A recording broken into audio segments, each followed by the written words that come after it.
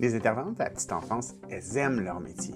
Comment ça se fait qu'elles sont à bout de souffle? L'OCDE vient juste de publier la plus grande étude internationale sur le personnel en éducation à la petite enfance. 17 pays, des milliers d'intervenantes interrogées, puis le portrait est sans équivoque.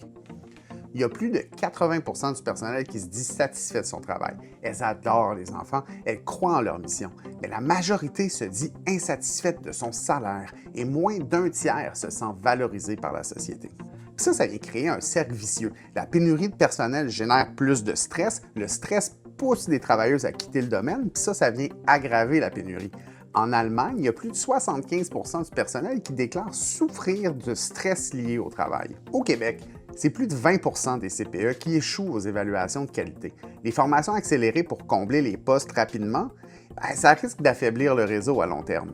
Anne-Marie Belrose, la présidente de la FIPEC-CSQ, a dit « Derrière chaque service éducatif se trouve un personnel qui est engagé, mais à bout de souffle. » Les structures publiques accueillent davantage d'enfants en situation de vulnérabilité. Elles sont plus présentes dans les milieux défavorisés que les structures privées. Investir dans l'éducation à la petite enfance publique, c'est investir dans l'égalité des chances. La CSQ a transmis l'étude au ministère de la Famille parce que si on veut une petite enfance de qualité, il faut investir dans celles et ceux qui en sont les piliers. Pour lire l'étude complète et l'article de ma CSQ, le lien est en bio.